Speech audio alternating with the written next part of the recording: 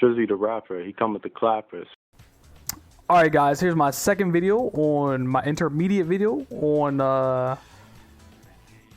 how to build reeds. You know what I'm saying? We're building reeds. We're building it up right now. We're trying to finish off our opponent, you know what I'm saying? So the first topic we're gonna talk about is mixing people up or getting reeds based off of if they know they're getting mixed up. So like Anna, for example, right? This was a huge problem that I have, or like just Anna players in general have, is that if someone knows that they're getting mixed up, if you're in crouch, right? If someone can't see that you're even in crouch, then they're not guessing your mix up. They're not gonna guess your mix up at all. Like they're just crouching just to crouch, you know what I'm saying? But that's if they can't see your mix up. Then more often than not, they're never going to duck this, like never. So you can freely just go into crouch and do this all day. As well as if you go into crouch and you stay in crouch for a little bit, you can forcibly let people see you're in crouch, you know? The ones with slow reactions, and then you can do wall standing 2 instead, you know? But generally, wall standing 2 will never work because they can never see you in crouch in the first place. Wall standing 2 should never work because they don't see you in crouch. So you just instantly just do hell sweeps over and over, or like do them on wake up, you know?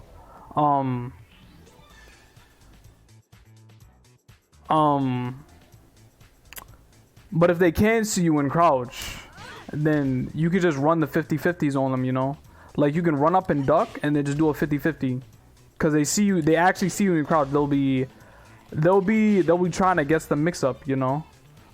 Some people panic duck every time they see you in crouch. They don't even really try to guess, they just crouch instantly as soon as they see you in crouch, you know? Like that. Like they just crouch instantly, you know? But yeah, just knowing based on if they see you mixing them up, you can change the way that you're reading someone, you know? Another perspective that we have to put on the table is watching how many highs and how many lows a character is using against you, you know? So like, let's say for example we got Leo, right? And he's spamming 1-2 jabs over and over against you because he has the threat of 1-2-1-1 or 1-2-1-4 or whatever, you know? And then he's also spamming hell sweeps. Whoops. Oh my god, I did it again. He's also spamming hell sweeps, you know? And then he's also what else? Like crouch dash 1. Crouch dash 1 is another one. Like at this point they're only using highs and lows, you know?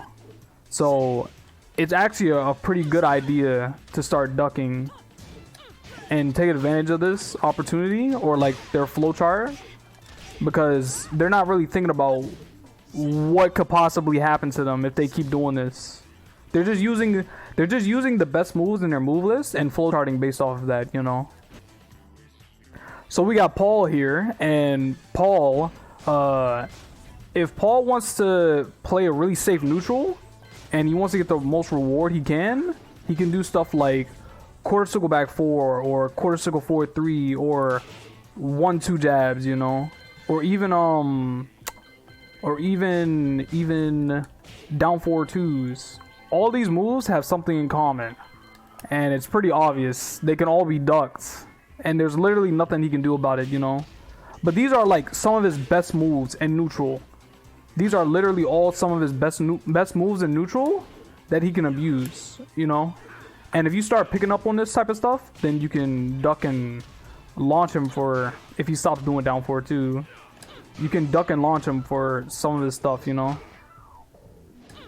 And it has an 18 frame launcher, but you know what I mean. You know what I mean.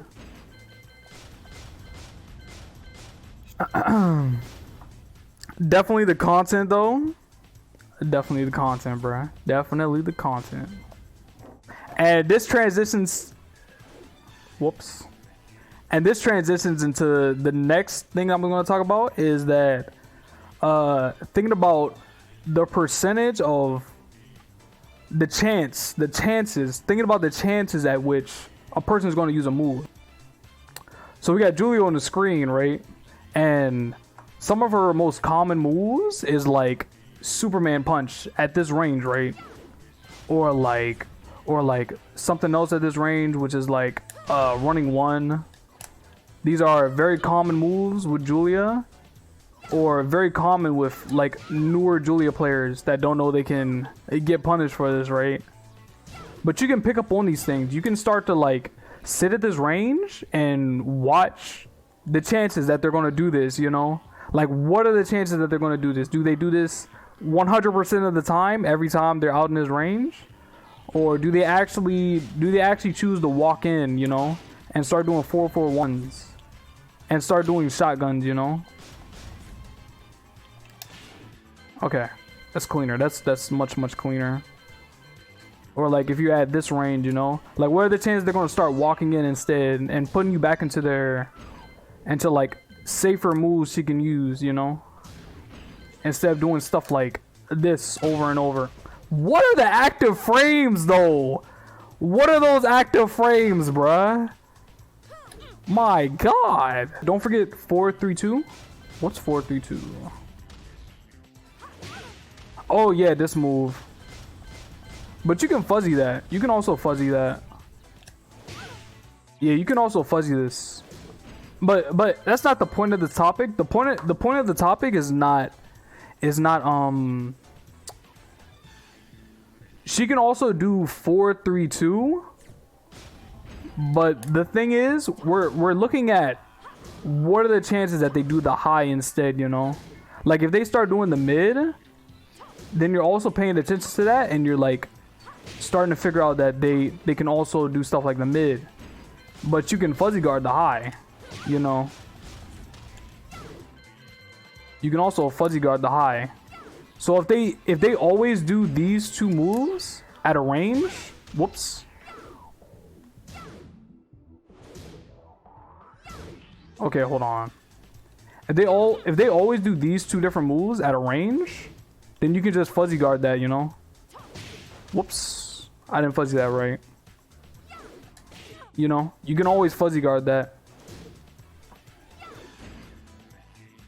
But that's after knowing they always do this. It'll make it really easy for you. But anyways, I think that's about time I'll wrap up this video, this intermediate vid on building reads. I almost forgot, bro. But yeah, all right, guys. Glad you enjoyed the video. Don't forget to share and leave a comment. And if you like to see more of Trizzy's content, make sure to stay tuned and hit the subscribe button.